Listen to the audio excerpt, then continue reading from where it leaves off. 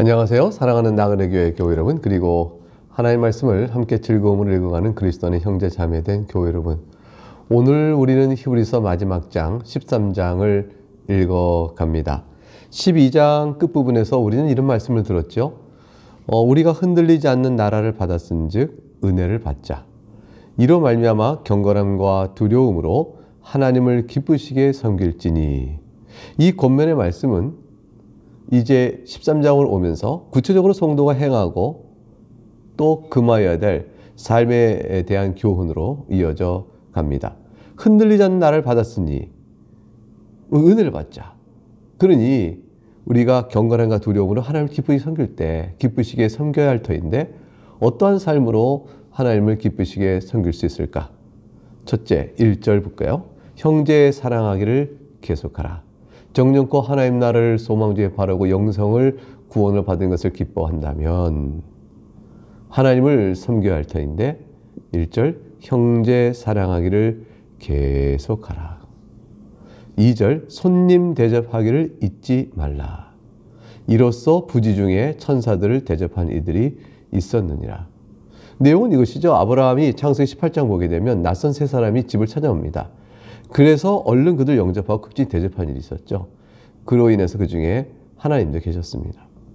롯이 소돔성에 있을 때에 롯의 집에 찾아온 두 사람이 있었습니다. 소돔을 멸하러 온 자들이었죠. 간청하 유숙하게 하였습니다. 이렇게 사람으로 인식된 천사들을 영접함으로 인해서 아브라함과 롯이 각각 복을 받게 되어집니다. 이런 내용을 기억하면서 하나님께서 손님을 대접하고 형제를 계속해 사랑하는 일을 귀히 보신다는 것을 말씀해 주고 있습니다. 사실 제일 소홀히 하기 쉬운 부분이죠. 형제들 가까이 있으니 사랑하기 어려울 수 있어요. 왜냐하면 갈등도 있을 수 있기 때문이죠. 손님은 한번 보고 지나갈 사람이라 대접하는 일을 소홀히 할 수 있습니다. 그러나 하나님께서는 이를 하는 자들을 기뻐하십니다. 3절 너희도 함께 갇힌 것 같이 갇힌 자를 생각하고 너희도 몸을 가졌은즉 학대받는 자를 생각하라. 역시 마찬가지입니다. 우리가 사랑을 베푸기 어려운 대상이 있습니다. 갇힌 자. 이 갇힌 자는 목에 갇혀있는 자, 어려운 형편의 노인자입니다. 학대받는 자. 사실 이들은 그들을 도와줌으로 너도 같은 부류냐 이렇게 얘기를 듣게 되거나, 아니면 어려운 그들을 도와서 내가 도로 받을 것이 없는 사람이라 그렇게 되어지니까 사실 자기를 기뻐하고 자기 욕심을 따라가는 사람은 찾아올 이유가 없죠. 그러나 하나님께서 소외된 자, 나그네된 자, 과부, 연약한 자, 갇힌 자, 학대받는 자를 돌아보는 그 마음을 하나님 참 기뻐하십니다. 너희도 그런 처지가 됐음을 생각하고 이들을 돌보라 라고 말씀하시는 겁니다. 이것이 흔들리지 않은 나를 받은 그 은혜를 받아 하나님의 거룩과 감사함으로 섬기는 자의 태도라 이렇게 말씀합니다. 4절 모든 사람은 결혼을 귀히 여기고 침소를 더럽히지 않게 하라. 음행하는 자들과 간음하는 자들을 하나님이 심판하시리라. 우리 10계명에 있는 7계명의 말씀을 오늘 또 분명히 주고 계명의 말씀대로 살 것을 권면하고 있는 것이죠.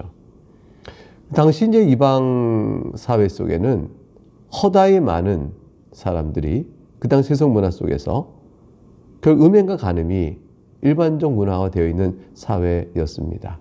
그 가운데 이런 명령은 사회로부터 구별되고 어둠 속에서 빛으로 구별되는 삶을 살아야 되는 뚜렷한 그리스도인다운 생활의 모습이었습니다. 5절 전반절에 돈을 사랑하지 말고 있는 바를 족한 줄 알아 하셨습니다. 세상은 다 탐욕과 물질의 노예로 물질에 더 많은 것을 추구하는 삶을 살아가고, 이것 때문에 가정 거짓과 남을 해치는 일들도 있게 되어지는데, 돈을 사랑하지 말라 하셨습니다. 돈의 필요를 부정한 것이 아니고 돈을 사랑하지 말라 하셨습니다. 그 까닭의 내용, 돈을 사랑하지 말라는 뜻이 무엇일까요? 거기에 대한 답이 뭐냐면 족한 줄로 알아 이렇게 되어 있으니까, 뒤집어 얘기하면 족함이 없이 만족이 없이 돈을 추구하는 사람이 되어서는 안 되겠다, 이런 뜻을 우리에게 알려줍니다. 주시는 겁니다. 그것은 모두 하나님 나라에 합당한 자들 아니죠. 우리의 소망이 이 땅에 있지 아니하기 때문에 이 땅에 있는 것처럼 그렇게 살아가는 것은 옳은 것이 아닐 것입니다. 5절 하반절에 그가 친히 말씀하시기를 내가 결코 너희를 버리지 아니하고 너희를 떠나지 아니하리라 하셨느니라. 이 말씀이 앞에 나와 있는 모든 1절부터의 내용에 대한 이 교훈의 말씀에 사실은 신학적 이유가 되어집니다. 우선 가까이 있는 앞에 있는 5절 전반절 돈을 사랑하지 말고 있는 바를 족한 줄 알라. 그것만 해도 가까이 연결해 보면요. 하나님께서 결코 너희를 버리지 아니하실 것이라. 너희를 떠나지 아니하리라. 이렇게 말씀하셨기 때문에 우리를 떠나지 않고 버리지 않는 하나님을 의지할 때 만물의 구주여 모든 것을 가지시는 하나님을 의지할 때 어찌 내가 주께서 모든 걸 다 아시고 내 형편을 이끌어 가시는데 족한 줄 모르고 탐욕에 따라 돈을 사랑하며 또 음행과 간음하며 갇힌 자 학대받은 자를 소홀히 하며 손님을 무시하며 형제 사랑하지 않고 형제를 미워하는 일을 할 수가 있겠느냐 이렇게 되어진 것입니다. 동시에 이 말씀은 6절과도 연결되어지죠. 왜냐하면 6절에 그러므로로 시작되거든요. 6절 그러므로 우리가 담대히 말하되 주는 나를 돕는 이시니 내가 무서워하지 아니하겠노라. 사람이 내게 어찌하리요 하노라. 주님은 나를 돕는 이시니 그러니까 5절에 주께서 우리를 버리지 아니하시고 떠나지 아니하시니 그것은 곧 우리를 돕는 이십니다. 그러니 내가 확신을 가지고 말할 수 있는 것이죠. 내가 무서워하지 않는다. 사람이 내게 어찌하리요? 내가 사람을 두려워하지 않는다. 이 세상을 두려워하지 않을 것이라. 그렇게 말씀하는 힘을 확신 있게 가질 수가 있는 것입니다. 하나님이 나의 오른편이 되어주시기 때문이죠. 따라서 신앙의 선진들이 살아왔던 믿음을 따라 살다가 믿음을 따라 주의 낙원에 이르게 되는 그 길을 우리 또한 갈 수 있는 힘을 얻게 되어지는 것입니다. 7절부터 9절까지 말씀을 보겠습니다. 7절 하나님의 말씀을 너희에게 일러주고 너희를 인도하던 자들을 생각하며 그들의 행실의 결말을 주의하여 보고 그들의 믿음을 본받으라. 믿음의 선진들의 행실의 결말, 믿음으로 시작해서 믿음으로 끝이 나는, 믿음 따라 살다가 믿음 따라 주의 나라에 가는 그들의 믿음을 본받는 일은 어떤 일이 중요해요? 하나님께서 우리를 버리지 아니하시고 떠나지 아니하시고 우리를 돕는 이시다. 그 믿음을 가지고 믿음의 선진들도 살아온 것입니다. 우리 또한 같은 믿음을 가지고 주님을 의지하며 살아갈 수가 있게 된 거죠. 믿음의 선진들은 형제를 사랑하고 나그네 된 자를 대접하고 옥에 갇힌 자를 살펴보고 그런 삶을 살았습니다. 그런 것처럼 그걸 통해서 믿음을 증거하고 또 11장에서 우리는 많은 걸 봤죠. 믿음의 증거를 그들이 어떻게 나타냈는가. 그 모든 일을 살아감에 있어서 결국은 방금 읽었던 5절과 6절의 말씀이 그 믿음의 원리, 그 믿음의 삶의 그 근거를 우리가 볼 수 있게 해주고 있는 것입니다.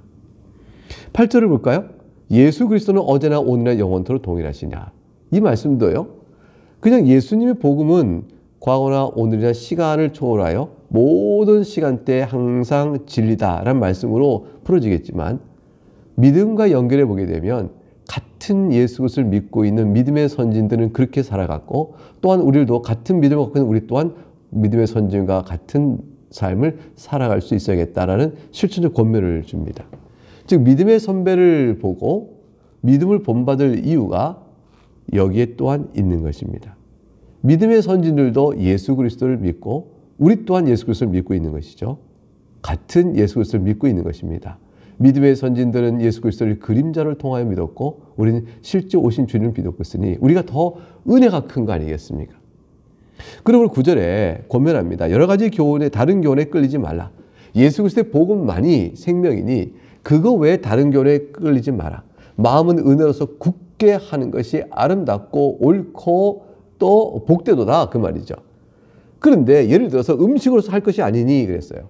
다른 교훈 중에 엉뚱하게도 어떤 음식을 가려 먹고 어떤 음식을 먹어야 된다. 이런 것들을 가림으로 우리가 구원에 이른다. 이렇게 말하는 자도 있는 것이죠. 그렇게 할 것이 아니냐고 예를 들어 짚어서 말하면서 음식으로 말미암아 행한 자는 유익을 얻지 못하였느니라. 그것이 율법주의적인 그런 것들이 그들에게 구원에 무슨 유익을 주는가. 이제 10절부터 14절 내려가면서는 구약 제사와 또 속죄 제물이 되신 그리스도의 고난의 제사, 이 두 개를 비교하면서 예수 그리스도의 고난에 동참하자라고 말씀합니다. 10절, 우리에게 제단이 있는데 장막에서 섬기는 자들은 그 제단에서 먹을 권한이 없나니, 이제 그 모세의 율법에 따른 성전에서의 제단을 의미하는 것이죠. 또는 모세가 광야에서 제단을, 성막을 만들지 않습니까? 그러면 그 제단에서, 제단이 있고 장막에 섬기는 자도 있어요. 자, 그런데 제단에서 먹을 권한이 없다 그랬습니다. 실제로 일상에 드리는 제사를 통한 제물은 제사장들이 먹을 수가 있었습니다. 그런데 대속죄일에 드리는 제물, 1년에 한 번 온 이스라엘을 정결케 하기 위한 대속죄일에 드리는 제물은 먹을 수가 없었고, 진 밖에서, 그러니까 광야 진쳤을 진 밖에 나가서 불살라야 했습니다. 그 말씀을 하는 거죠. 그 장막의 성전에는 그 제단에서 먹을 권한이 없나니. 11절, 이는 죄를 위한 짐승의 피는 대제사장이 가지고 성소에 들어가고 그 나머지 그 육체는, 그 몸은 영문 밖에서 불사름이라 그랬습니다. 그러면 죄를 위한 짐승의 피는 대제사장이 가져가고 성소에 들어가서 성소의 향단의 뿔 이렇게 그렇게 몇 가지 묻히고 그렇게 해서 속죄의 의미를 구하였습니다. 육체는, 그 짐승의 몸은 영문 밖에서 불사름이라. 영문 밖이라는 것은 어떻게 되죠? 광야 시절에 진치던 곳의 바깥을 의미합니다. 사람이 거주하지 않는 진, 저쪽 바깥에 광야에 가서 그걸 영문 밖이라 이렇게 말한 것이죠. 그러므로 이와 같은 이치를 우리가 보는데, 마찬가지로 예수도 12절, 자기 피로써 백성을 거룩하게 하려고 성문 밖에서 고난을 받으셨느니라. 예수님께서 성문 밖에서 십자가에 달려 고난을 당하셨어요. 근데 이것은 자기 피로써 백성을 거룩하게 하려고 하여 예수를 믿는 자는 성소에 들어갈 수가 있는 것입니다. 그런즉 13절에 우리도 그의 치욕을 짊어지고 영문 밖으로 그에게 나가자 이렇게 되어 있습니다. 영문 밖으로 우리도 나가자 그랬어요. 치욕을 지고 진영 밖으로 쫓겨나간다는 것은, 그런 이미 유대교 공동체 사회에 함께 있을 수 없는 자들을 내보내는 거죠.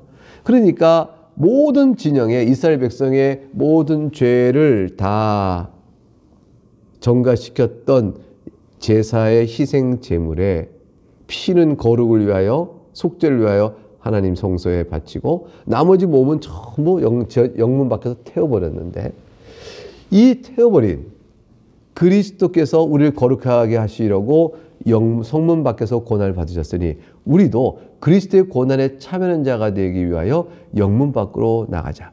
그러면 우리는 사람들 보기에 치욕을 당하여 내어 쫓기는, 예수님 십자가에 나가실 때 치욕 당하셨잖아요. 이스라엘 공동체에 끊어져 함께 있을 자가 못 된다, 거룩한 무리에서 끊어진 자처럼 내어 쫓기는 거죠. 그러니까 그렇게 치욕을 당해서 그리스도와 함께 나가자. 그것은 유대교의 관점에서 보게 되면 치욕을 당하는 것이지만, 그러나 유대교로부터 오히려 단절을 하고 그리스도의 고난, 영문 밖에서 죽으시는 고난에 참여하게 되는 것이 도리어 우리가 거룩해 되고 구원을 받는 일이라는 것이죠. 그러니 기독교인은 영문 밖으로 나가야 되는데, 지금 히브리 기독교인 중에서 유대교로 돌아가려고 하니 어찌 영문 안으로 다시 들어가려고 하느냐, 이 말씀이 주어지죠. 우리가 여기에는 영관 도성이 없으므로 장차 올 것을 찾나니, 그리스도와 함께 영문 밖으로 나간 자들인 우리는 하늘에 있는 것을 사모하는 사람들입니다. 이 땅에 있는 현세적인 것이 아니라 성도의 심인 것은 하늘에 있으니 하늘에 있는 것을 바라보는 자들입니다. 이제 15절부터 16절은 그러므로 이런 은혜를 입어 주의 백성 된 자들이 주님께 드릴 제사는 무엇일까? 찬미와 선행이라고 말씀합니다. 15절, 그러므로 우리는 예수로 말미암아 항상 찬송의 제사를 하나님께 드리자.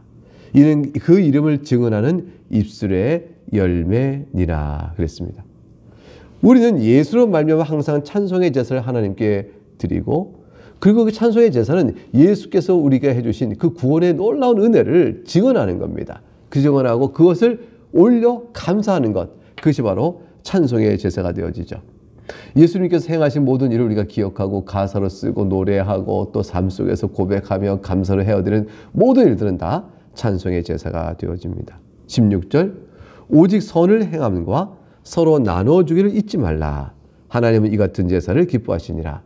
다시 16절은 형제 사랑하기를 계속하라. 1절에 나와 있던 말씀을 그대로 다시 되풀이하고 있습니다. 선을 행하라. 나그네를 대접하라. 또 갇힌 자를 또 돌보라. 학대받는 자를 돌보라. 이렇게 하시는 말씀 속에서 선을 행함과 서로 나눠주기를 잊지 말라.